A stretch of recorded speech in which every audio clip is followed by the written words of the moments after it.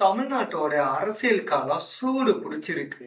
அதிமுக கூட்டணியில யாரெல்லாம் சேர போறாங்க அப்படின்னு பெருசா எதிர்பார்த்துட்டு இருந்த நிலையில பாமக இணைஞ்சிருக்கிறாங்க.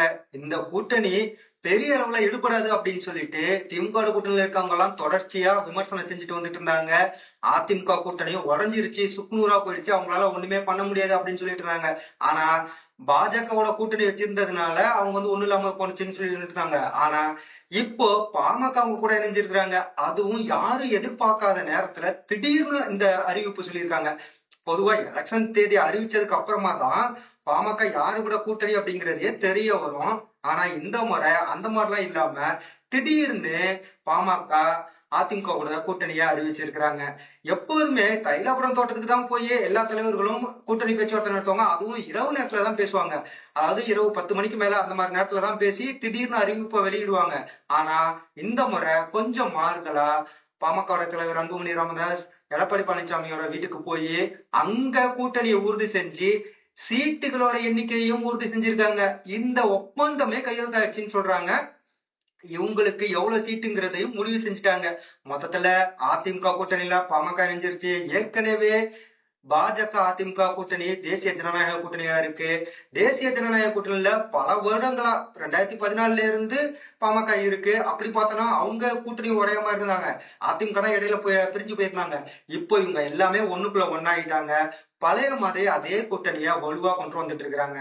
கடந்த தேர்தல்ல சிறிய சிறிய சர்க்கிள்கள் இவங்களுக்குள்ள இருந்தாலும் இந்த சர்க்கிள்கள் இந்த முறை இருக்காது அப்படின்னு அதிமுகவுடைய தொண்டர்களும் பாமகவுடைய தொண்டர்களும் அவங்க நம்பிக்கையோட சொல்றாங்க.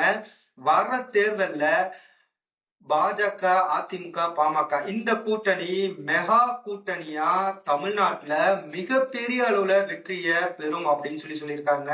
திமுகவுக்கு எதிராக எங்க பார்த்தாலும் பட்டி தொட்டி எங்கும் எல்லா இடத்துலயுமே மக்கள் எதிர்ப்பு அலையோட தான் இருக்காங்க அப்படின்னு அன்புமணி ராமதாஸ் சொல்லியிருந்தாரு. அதேதான் எடப்பாடி பழனிசாமியும் சொல்லியிருக்காரு.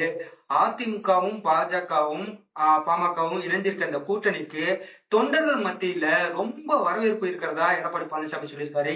இந்த கூட்டணி இயற்கையான கூட்டணி அப்படின்னு எடப்பாடி பழனிசாமி சொல்லியிருக்காரு. அதுவும் தொண்டர்கள் ரொம்ப நாளா விரும்பின கூட்டணி அப்படின்னு இருக்காரு. கண்டிப்பா, ஏன்னா இதுக்கு முன்னாடியும் பாமக அதிமுக கூட இணைஞ்சா கண்டிப்பா அவங்களால வெற்றி பெற முடியும்னு சொல்லிட்டு ஒவ்வொரு முறையும் சொல்லிட்டு இருப்பாங்க. கடைசி நேரத்துல ஏதாவது ஒரு சிக்கல்ல கடந்த தேர்தல்ல பிரிஞ்சு போனாங்க, அதிமுக பிரிஞ்சு போயிட்டாங்க. அந்த மாதிரியான ஒரு சூழல் இப்ப இல்ல. இப்ப தேர்தல் அறிவிக்கிறதுக்கு முன்னாடியே இப்படி ஒரு அதிரடியான அறிவிப்பை 2 தலைவர்களும் எடுத்திருக்கிறது அந்த இரண்டு கட்சியோட தொண்டர்களுக்கிட்டையும் உற்சாகத்தை ஏற்படுத்தி இருக்கு. இதனால இவங்க மிகப்பெரிய அளவுல வெற்றியை பெறுவார்கள் அப்படின்னு பாமகவும் அதிமுகவும் அதுல இருக்க நிர்வாகிகள் நம்பிக்கையோட தெரிவிச்சிட்டு இருக்கிறாங்க. அதுலயும் குறிப்பா திமுக கூட்டணியில இருக்கிறவங்களுக்கு மிகப்பெரிய சவுக்கடி அப்படின்னு சொல்றாங்க. ஏன் அப்படின்னா அதிமுக கூட்டணி பலம் இல்லாத கூட்டணியா இருக்கு. அவங்க சுக்குநூறா உடைஞ்சு போயிட்டாங்க. அதுல இருந்து எல்லாமே தனித்தனியா பிரிஞ்சு போயிட்டு இருக்காங்க அப்படின்னு சொல்றாங்க. ஆக்சுவலா அது அப்படி கிடையாது. பாமகவை பொறுத்தவரை எப்பவுமே தேர்தல் கூட்டணி அப்படின்னு தான் சொல்லுவாங்க. அதாவது தேர்தலுக்கு முன்பு தேர்தல் முடிஞ்ச உடனே அது வரையும் தான் அவங்களோட கூட்டணி வச்சிருப்பாங்க. தேர்தல் வரும்போது கூட்டணி பேசுவாங்க, கூட்டணி சேருவாங்க. அதன் பிறகு தேர்தல் முடிஞ்சதுக்கு அப்புறம் கூட்டணி பத்திலாம் அவங்களா இருக்க மாட்டாங்க. அப்படிதான் பல வருடங்களா இருந்தாங்க. கலைஞர் ஆட்சியில இருக்கும்போது கூட அவங்க தேர்தலுக்காக கூட்டணி சேர்ந்து ஆனா கலைஞரையே அவங்க கேள்வி கேட்கிற அளவுக்கு தான் இருந்துட்டு இருந்தாங்க. அப்படி அவங்களுடைய ஒரு கொள்கையை வச்சிட்டு இருக்காங்க. அதே போலதான் அதிமுகவும் தேர்தல் கூட்டணி தான் அவங்க எப்பவுமே சொல்றது. ஒவ்வொரு முறையும் தேர்தலுக்காக மட்டுமே வைக்கப்படுகிற கூட்டணி. அது எப்பவுமே அந்த மாதிரி இருப்பான்னு சொல்ல முடியாது அப்படின்னு அவங்களும் சொல்லியிருக்காங்க. அதனால இவங்க எப்ப பார்த்தாலுமே கூட்டணியை ஒன்னாதான் இருப்பாங்கன்னு சொல்ல முடியாது. திமுக கூட்டணி எப்பவுமே வலுவான கூட்டணி. அதுவும் கடந்த 10 ஆண்டுகளா சொல்லவே வேணும், ரொம்ப ரொம்ப வலுவா இருக்கிறாங்க. அதுல இருந்து திமுக அரசு மீது 1000 குற்றச்சாட்டுகள் இருந்தாலும் அது ஒரு குற்றச்சாட்டு கூட அந்த கூட்டணியில இருக்கவங்க யாரும் வைக்கவே மாட்டாங்க. அந்த அளவுக்கு திமுக கூட்டணியில இருக்கிறவங்க அத்தனை பேரும் ஒரு கட்டுக்கோப்பா இருக்கிறாங்க. கிட்டத்தட்ட அவங்க திமுக உறுப்பினர் அப்படிங்கிற ஒரு நினைப்பிலேதான் நிறைய பேர் இருக்கிறாங்க.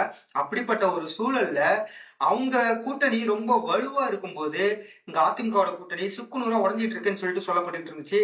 ஓபிஎஸ் பிரிஞ்சு போனாரு, டிடிவி பிரிஞ்சு போயிட்டாரு, அதுக்கப்புறம் செங்கோட்டையன் பிரிஞ்சு போயிட்டாரு.